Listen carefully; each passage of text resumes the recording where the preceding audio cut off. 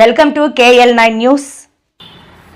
నీరు ప్రగతి జలహారతి నినాదంతో సాగునీటి సంఘాల బలోపేతం చేస్తూ ప్రతి ఎకరాకు సాగునీరు అందించడమే లక్ష్యంగా రాష్ట్ర ముఖ్యమంత్రి శ్రీ నారా చంద్రబాబు నాయుడు గారు, ఉప ముఖ్యమంత్రి శ్రీ కొనిదెల పవన్ కళ్యాణ్ గారు జల వనరులను పెంపొందించుకోవాలనే దృఢ సంకల్పంతో నీటి భద్రత, సాగునీటి సంఘాల బాధ్యత అనే భారీ బృహత్తర కార్యక్రమాన్ని చేపట్టారని, ఇందులో అందరూ భాగస్వాములు కావాలని జనసేన పార్టీ ఉమ్మడి విశాఖ రూరల్ జిల్లా అధ్యక్షులు, పెందుర్తి నియోజకవర్గం శాసన సభ్యులు పంచకర్ల రమేష్ బాబు గారు ప్రజలకు పిలుపునిచ్చారు. పెందుర్తి మండలం సరిపల్లి గ్రామంలోని పిన చెరువు వద్ద చెరువుల అభివృద్ధి కోసం నీటి భద్రత, సాగునీటి సంఘాలు బాధ్యత కార్యక్రమాన్ని జిల్లా కలెక్టర్ ముట్టంబాకం అభిషిక్ కిషోర్ తో కలిసి సోమవారం పెందుర్తి ఎమ్మెల్యే రమేష్ బాబు గారు ప్రారంభించారు. ముందుగా చెరువు ప్రాంతాన్ని పరిశీలించిన ఎమ్మెల్యే రమేష్ బాబు గారు సాగునీటి సంఘం అధ్యక్షులు, సభ్యులు, స్థానిక రైతులు, ప్రజలతో మాట్లాడి సాగు విస్తీర్ణం, పంట సాగు తదితర వివరాలను అడిగి తెలుసుకున్నారు. అనంతరం జరిగిన సభలో ఎమ్మెల్యే రమేష్ బాబు మాట్లాడుతూ దేశంలో ఎక్కడా లేని విధంగా జల వనరులను పెంపొందింప చేయాలనే లక్ష్యంతో 100 రోజులు ప్రణాళికలను ప్రభుత్వం అమలు చేస్తుందని, ఈ కార్యక్రమంలో మొదటి 5 రోజులు అధికారులు సర్వే చేసి అవసరమైన నివేదిక తయారు చేసి అనుమతులు పొందుతారని, ఆ తర్వాత 80 రోజుల్లో పనులు పూర్తి చేయాలని పేర్కొన్నారు. మన గౌరవ శాసనసభ్యులు పంచకర్ల రమేష్ బాబు గారికి, ఈరోజు వేదికను అలంకరించిన ప్రజాప్రతినిధులకు, జిల్లా అధికారులకు, ముఖ్యంగా ఈరోజు ఇక్కడికి వచ్చేసిన సరిపల్లి గ్రామ ప్రజలకు, నీటి సంఘం సభ్యులకు, అధ్యక్షులకు మరియు పాత్రికేయ మిత్రులకు అందరికీ నమస్కారం. ముఖ్యంగా ఈరోజు ఇక్కడికి రావడం చాలా సంతోషంగా ఉంది. నా పేరు అభిషిక్ కిషోర్. నేను జిల్లా కలెక్టర్గా కిందటి వారమే ఛార్జ్ తీసుకున్నాను. ఛార్జ్ తీసుకున్న తర్వాత విశాఖపట్నం జిల్లాలో నేను విజిట్ చేసిన మొదటి మండలం పెందుర్తి. మొదటి గ్రామం సరిపల్లి. ఈ సరిపల్లి గ్రామం, ఈ పెందుర్తి మండలం నాకు ఎప్పుడు స్పెషల్గా ఉంటుంది. ఈ సరిపల్లి గ్రామానికి నేను ఈరోజు మొదటిసారి వచ్చాను, మళ్ళీ వస్తాను.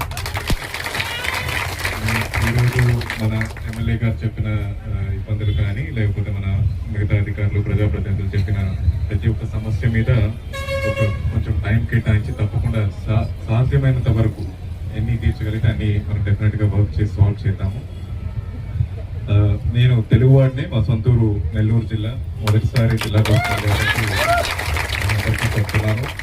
విశాఖపట్నం జిల్లా కలెక్టర్గా రావడం చాలా సంతోషంగా ఉంది. విశాఖపట్నం జిల్లా, విశాఖపట్నం సిటీ మనకు రాష్ట్రానికే కాదు దేశానికే చాలా ప్రాముఖ్యమైన నగరం మరియు జిల్లా. నా వంతు కృషి చేసి మన జిల్లాకి ఎంతగా ప్రయోజనం తీసుకురావడానికి ప్రయత్నిస్తాను. అయితే ఈరోజు నీటి భద్రత, సాగునీటి సంఘాల బాధ్యత అనే ఈ ప్రోగ్రామ్ని శ్రీకారం చుట్టడానికి మనం ఈ పినపెద్ద ట్యాంక్ దగ్గరికి వచ్చాము.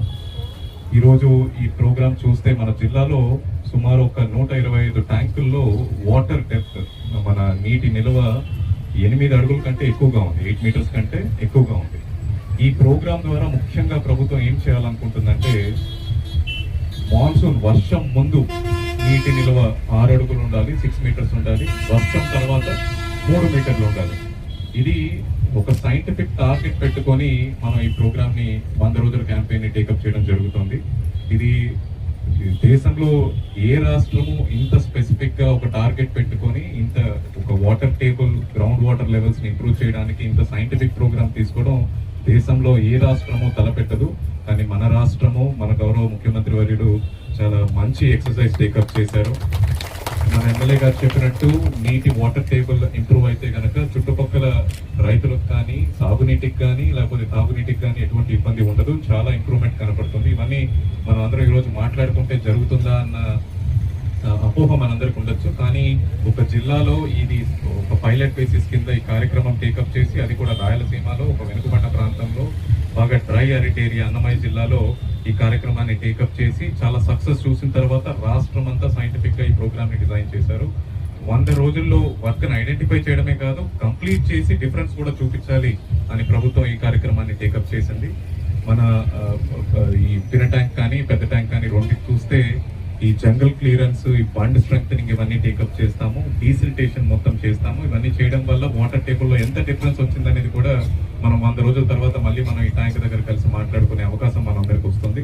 అలాగే మన ఈ ట్యాంక్ చుట్టూ VMRDA లిమిట్స్ లో ఉన్నాయి కాబట్టి వాటర్ కన్జర్వేషన్ ఎఫర్ట్సే కాకుండా ఈ ట్యాంక్ ని బ్యూటిఫికేషన్ చేసి మీ అందరూ సరిపల్లి గ్రామ ప్రజలందరూ వాకింగ్ కి కానీ లేకపోతే మిగతా అవసరాలు కూడా ఉపయోగించుకునేటట్టు ఈ ట్యాంక్ ని డెవలప్ చేస్తాము. ఈ రోజు మన ఈ కార్యక్రమం జిల్లాలో కూడా ప్రతి నియోజకవర్గంలో కూడా అధికారులు, ఎమ్మెల్యేలు, ప్రజాప్రతినిధులు కలిసి చేయాలని ఒక సంకల్పం తీసుకోవడం జరిగింది. ఎస్ఐ గారు ఇప్పుడు చెప్పారు 80 రోజులు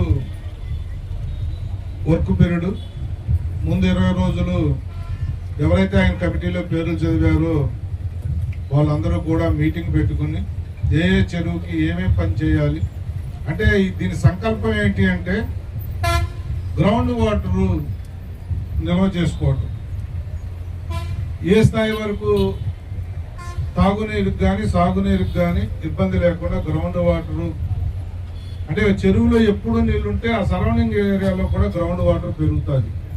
దానికి సంకల్పం తీసుకుని వర్షాకాలంలో వర్షం పడితే చాలా చెరువులకి గట్లు మనకు సరిగ్గా లేక ఇలా పడిన వర్షం అలా బయటికి వెళ్ళిపోయి వేస్ట్ అవుతా ఉంది.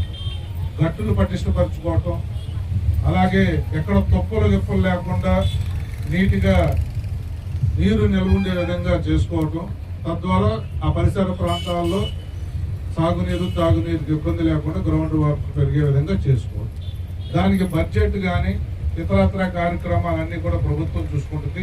కలెక్టర్ గారు గైడెన్స్లో ఎన్ఆర్జీఎస్ని ఇతరత్ర మనం సపోర్టింగ్ తీసుకుంటాం. అయితే నేను ముందెందుకు మాట్లాడుతున్నానంటే సార్ మీకు ఈ నియోజకవర్గం గురించి కూడా చెప్పాలి. ఉమ్మడి అనకాపల్లి, విశాఖపట్నం ఉమ్మడి జిల్లాగా ఉన్నప్పుడు ఇదంతా విశాఖ జిల్లా మీకు తెలుసు. ఇప్పుడు విడిపోయిన తర్వాత విశాఖ జిల్లా, అనకాపల్లి జిల్లా ఈ ఒక్క నియోజకవర్గమే 2 ప్రాంతాలకి చెందింది. అంటే కొన్ని పరిస్థితులు ఎలా ఉన్నాయంటే ఎవరు పట్టించుకునే పరిస్థితులు కూడా వచ్చేస్తున్నాయి. రాష్ట్రం విడిపోయినప్పుడు తెలంగాణ, ఆంధ్ర పంపకాల్లో ఎంత లోపాలు ఉన్నాయో ఈ జిల్లా విభజనలో ఆ 2 నియోజకవర్గాలకు కూడా అన్ని ప్రాబ్లమ్స్ ఉన్నాయి సార్. 170,000 ఓటర్స్ విశాఖ జిల్లాలో ఉంటారు, 170,000 ఓట్లు అనకాపల్లి జిల్లాలో ఉంటారు. చాలా పెద్ద నియోజకవర్గం.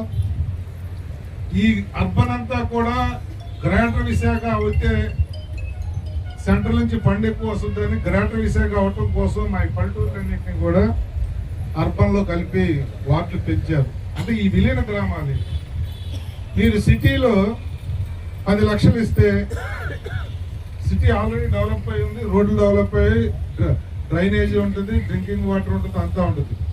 ఇక్కడ ఇప్పటికీ కూడా రోడ్లు ఫార్మేషన్ లేని ప్రాంతాలు మా అర్బన్లో ఉన్నాయి సార్. మీరు కూడా కలెక్టర్గా స్పెషల్ ఆఫీసర్ కాబట్టి అర్బన్లో ఎప్పుడైనా నేను ఏదైనా పెట్టినప్పుడు అన్ని నియోజకవర్గాలు ఈక్వల్ అనే దాని మీద తీసుకోకుండా ఈ ప్రాంతంలో నీడ్ ఉంది కాబట్టి, ఈ విలీన ప్రాంతాలు కాబట్టి ఇక్కడికి ఎక్కువ ఇవ్వాలన్న పెద్ద మనసుతో మీరు ఆలోచన చేయాలని చెప్పి ఈ వేదిక ద్వారా నేను కోరుకుంటా ఉన్నాను. అంటే మిమ్మల్ని వచ్చిన తర్వాత కలవలేదు, మన సండే మాట్లాడినప్పుడు ఊర్లో ఉన్నానండి, మండే ట్యూస్డేలో వస్తానన్నాను, రేపు ఎల్లుండో ఆ కష్టాలన్నీ కూడా వచ్చి మీకు ఇస్తాను. అయితే ఈ ప్రాంతంలో ఈ మండలం పెందుర్తి మండలం 7 వార్డులు కలిపి వార్డుకి 20-25 వేలు వాటర్స్ ఉంటారు సార్. ఇప్పుడు మళ్ళీ వార్డులు పెంచడంలో కూడా మళ్ళీ అది కూడా తగ్గుద్ది, ఇంకా వార్డులు పెరుగుతాయి, అది మీకు తెలుసు. ఈ ప్రాంతాన్ని ఒక ప్రత్యేకమైన శ్రద్ధతో మీరు ఆదుకోవాలని మనవి చేస్తూ ఈ రోజు కార్యక్రమానికి వస్తే మనం ఈ 100 రోజుల్లో కార్యక్రమంలో ప్రభుత్వం ఏదైతే శ్రద్ధతో వాళ్ళు 234 ఎన్నో చెరువులు మొత్తం చెప్పారు.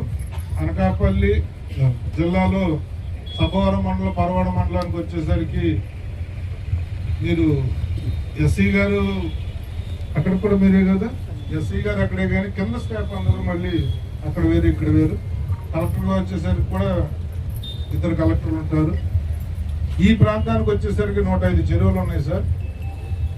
ఒక 14 పెద్దవి, మిగతా 17 పెద్దవి, మిగతా 88 చిన్నవి.